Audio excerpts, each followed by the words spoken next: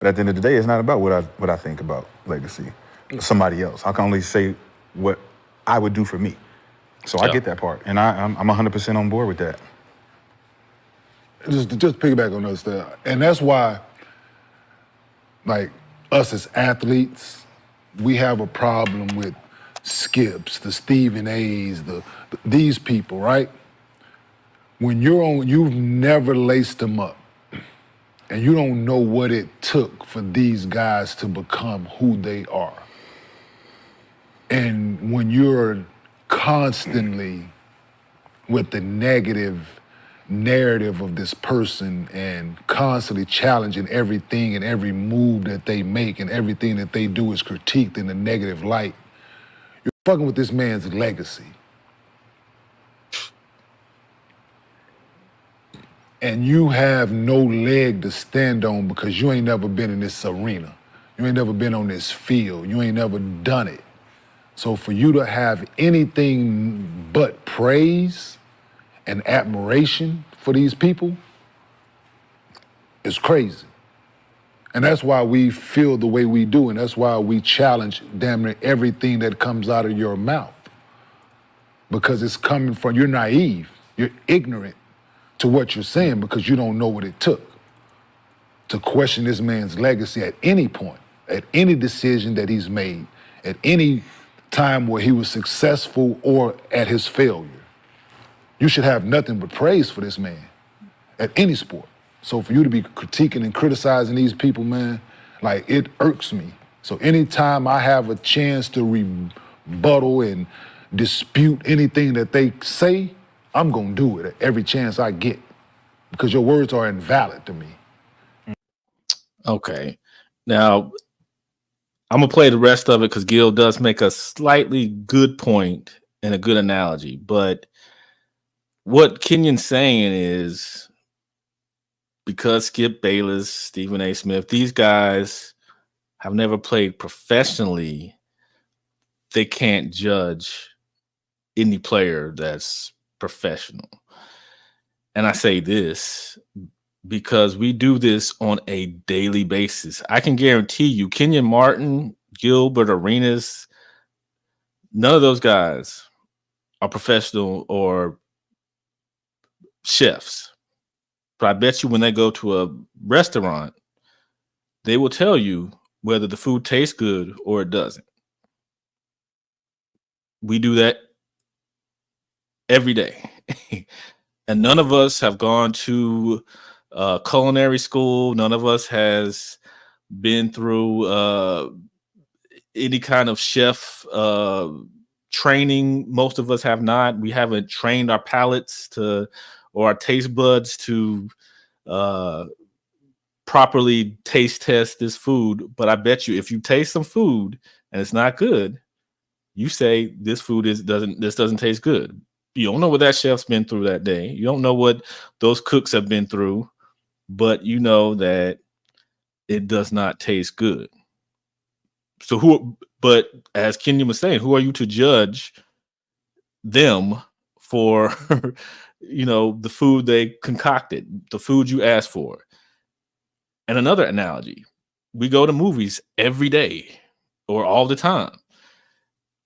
I've never been to film school. I'm sure most of y'all here in the chat have never been to film school or have directed a movie or have done it professionally, been to acting school, had acting classes. But we watch a movie and we say, this was a bad movie. This was a bad show. This person can't act. But we've never had to have done what these people have done to be able to critique them. So I think what Kenyon's saying has some validity to it, but at the same time is invalid. Just like he said, that's invalid.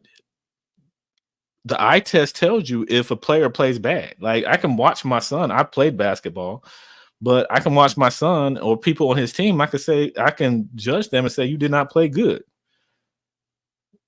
And I have a valid point because I know what good basketball looks like. We all have the eye test to say, hey, this guy played well. This guy didn't play well.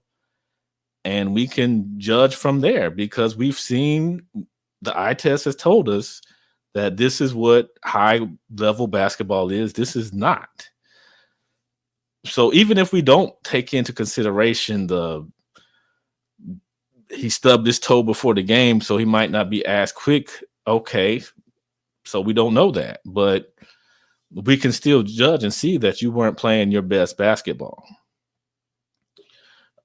I'm going through these. The only thing Braun passed Jordan is turnover and regs. I agree. I definitely agree. Pseudo and Sentinel. JJ Redick played professionally and he's confidently stupid. That's why his arguments with holes in them come off as smart.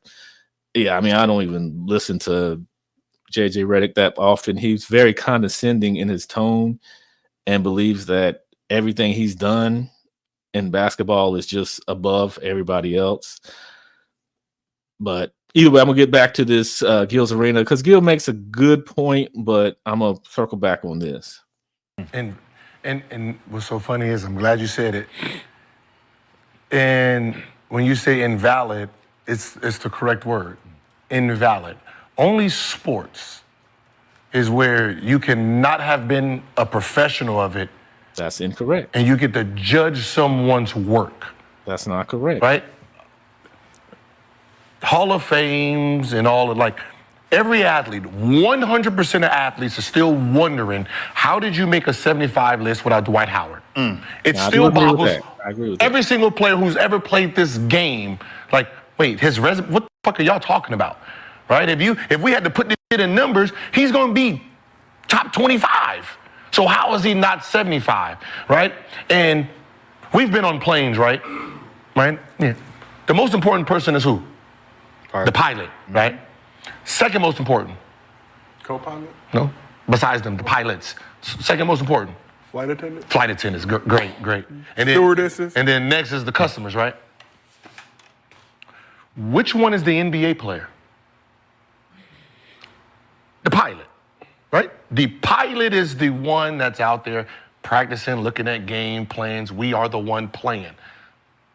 The stewardess is the analyst, right? The analyst reports everything to the passengers, right? The only problem with that is we are in the same fucking cabin.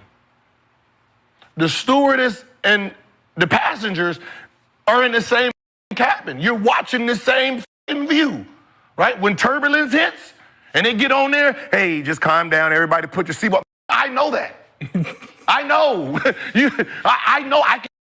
Okay, so that was Gil. He made a slightly good point. That was a decent analogy where the pilot they do know what's going on. The stewardess, they're just kind of piggybacking off of that. But without these analysts, you guys, LeBron wouldn't be where he's at. It goes both ways. So if Skip Bayless or Stephen A. Smith talking negatively about LeBron James is going to tear down his legacy, then that speaks more highly on LeBron's legacy than it does on those guys, I guess, judging him or negatively judging him. Because if my mind's going to change,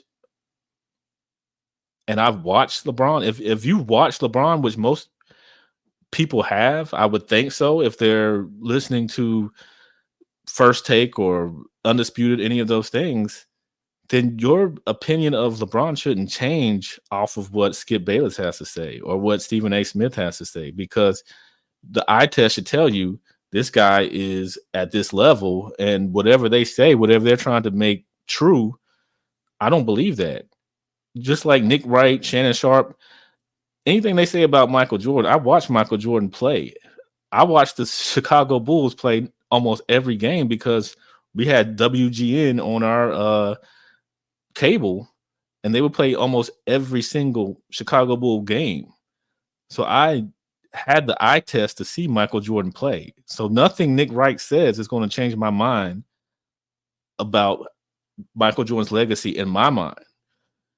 nothing Stephen A. or Shannon Sharp says is going to change my mind of where Michael Jordan is in my top 5 or whatever. It's not going to change it.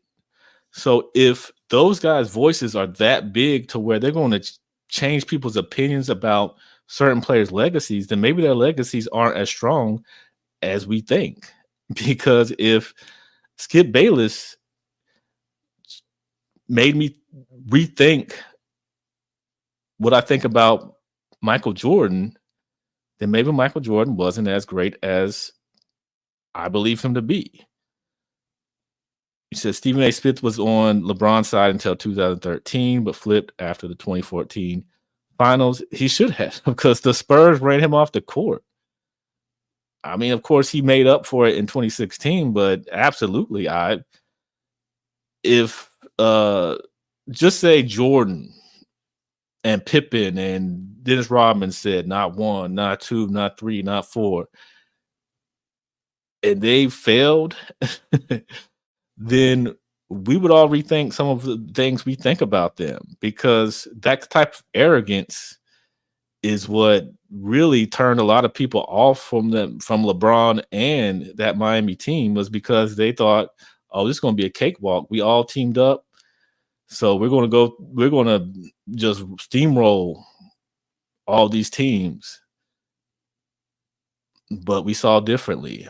We saw what Dallas and Dirk, Jason Terry, JJ Barea, those guys did to them. We saw what the Spurs did to them. Really, 2013, if it wasn't for that Ray Allen shot, LeBron would be one less ring. And I don't know if the whole GOAT debate would even be a thing if they had lost that 2013 championship. I don't like saying luck, because they did play well, but that 2013 series, a lot of things went right for them, and a couple of things went wrong for San Antonio Spurs. So I don't blame Stephen A. for flipping on LeBron after 2014, because you have Boris Diaw out there outplaying LeBron. You had Patty Mills. I mean, he was almost in the finals MVP race. I mean, the guy was out there just crushing those guys. So, yeah, I mean, if these analysts and journalists and whatever you want to call them, if they're going to change the narrative and change how you feel about a certain player, then maybe that player isn't as strong as you think they are.